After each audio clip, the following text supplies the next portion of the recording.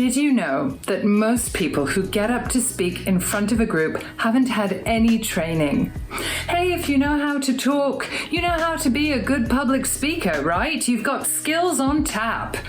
Wrong. Unfortunately, good public speaking skills and good presentation skills aren't gifted by your fairy godmother.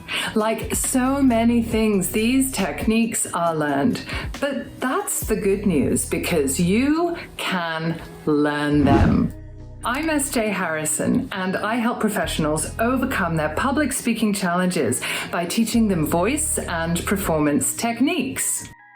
By the end of this video, you will have a roadmap for public speaking success, and do be sure to stay till the end, because at the end of the video, I will be giving my super simple bonus tip on how to breathe for public speaking. There's so much to learn when it comes to being a good public speaker, isn't there? The trick really is finding your own style. So I'm going to give you 3 things you can take action on today to start developing your own style and really set you up for the best success as a public speaker. I have quite an issue with public speaking training and tips that tell everyone that there is one powerful way to stand, move, make eye contact, connect with your audience. Because honestly, these things are cultural and they're personal, so they vary, and you need to find what's authentic for you. So the first thing that you can take action on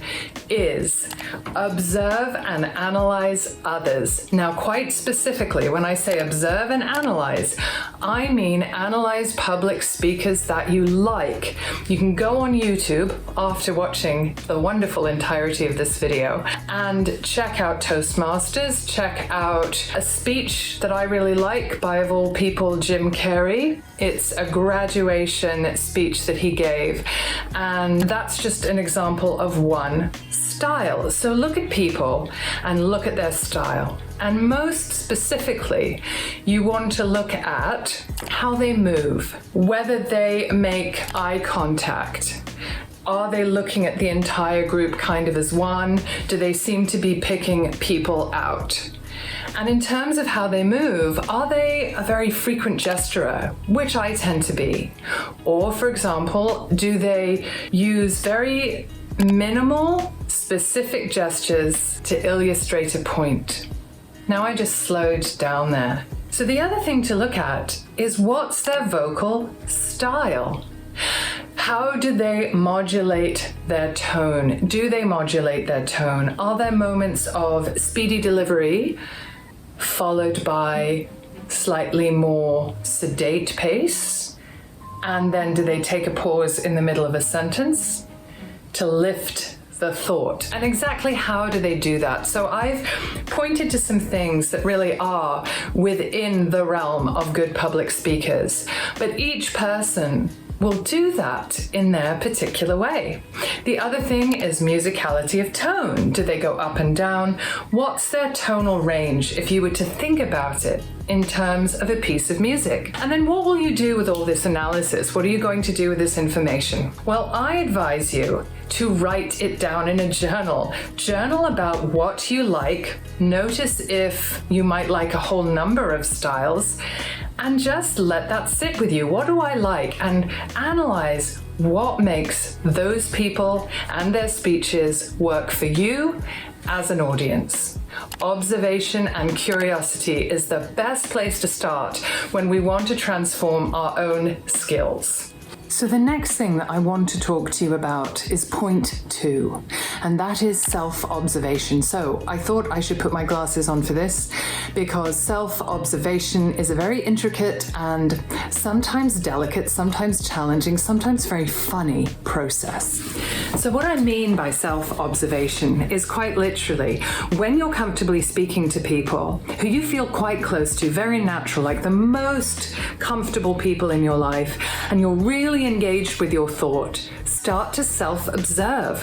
What do you do with your body, and what do you do with your voice? But start with the body, because that's a little bit easier. Notice your gestures.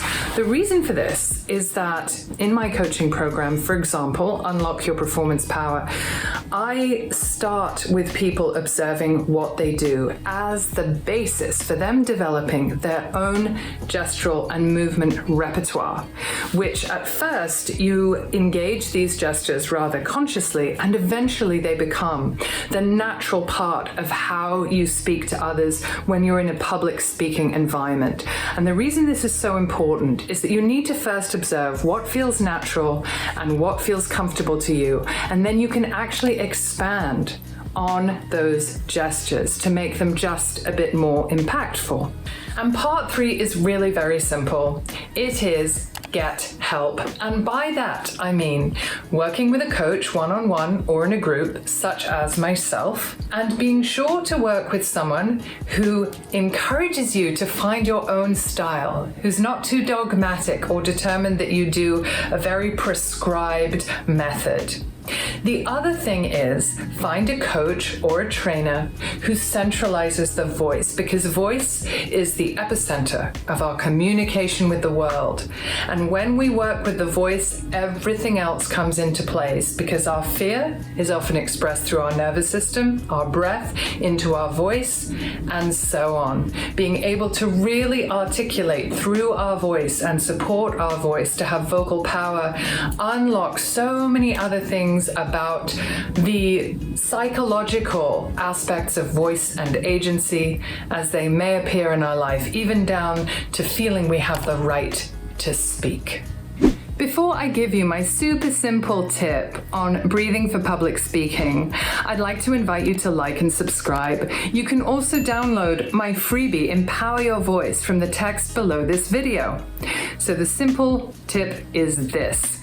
When you get up to speak, be sure that you are always breathing in through the mouth and immediately speaking out on that breath. I do it throughout this video. What people often do is take a deep cleansing breath through the nose, and then they speak, just like that. So I've lost most of my breath capacity because I've already breathed out, and then I started speaking without taking another breath to set myself up for success. You'll see a video coming up on screen now, which goes into great depth on breathing for public speaking. Be sure to check that out. This video has been 4 of 4 on public speaking. And next month's theme is going to be all about creating good speeches. We're going to examine that for 4 weeks. Here's to unlocking your performance power.